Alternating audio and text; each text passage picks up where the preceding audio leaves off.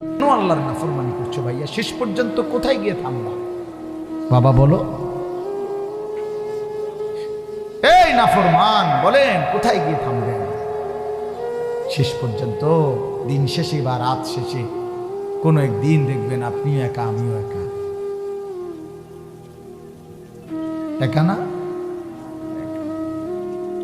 একদিন কবরেই পৌঁছে যাব। সেদিন চারিদিকে অন্ধকার ছাড়া, একাকিত্ব ছাড়া আর কিছুই মিলবে না।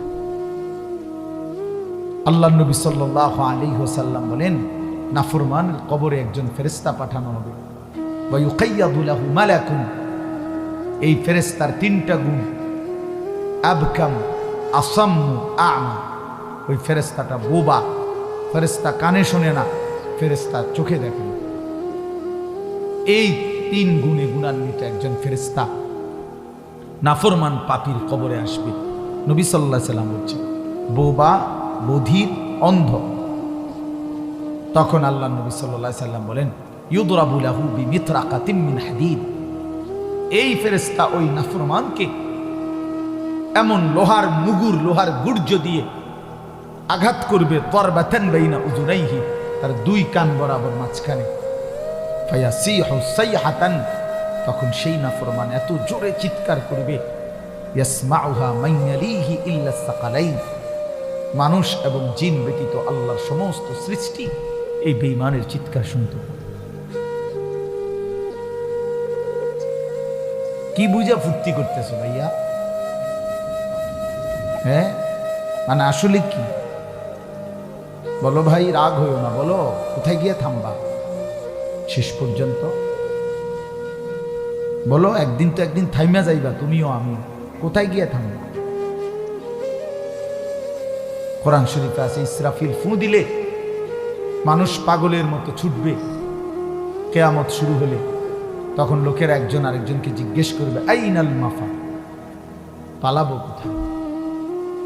কাল্লা লা ওয়াজার, আল্লাহ নিজেই তখন বলে, না বান্দা, আজ আর কোথাও আশ্রয় নেই।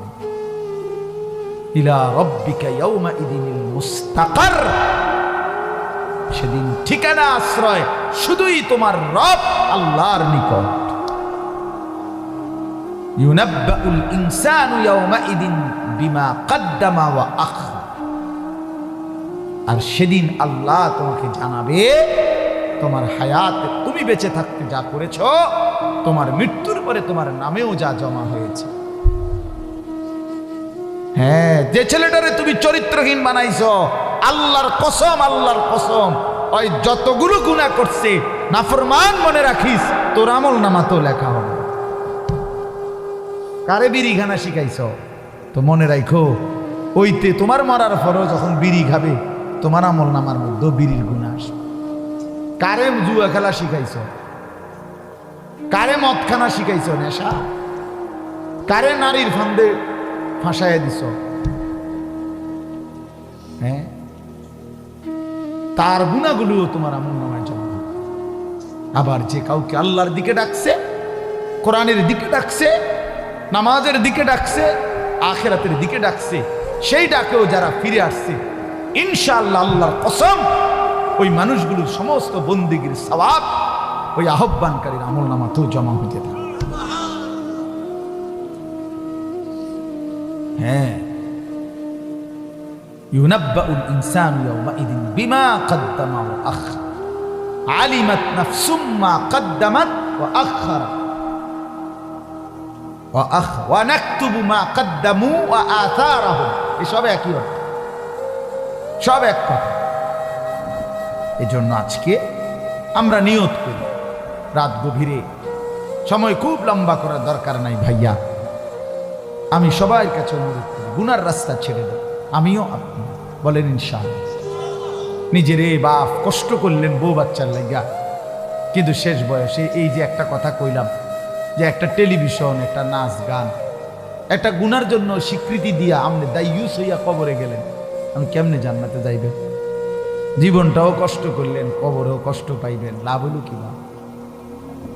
হ্যাঁ, সংসারের যিনি অভিভাবক, এই বেচারা সব সময় প্রয়োজনীয় জিনিস কম ভোগ করে, এটা নিয়ম।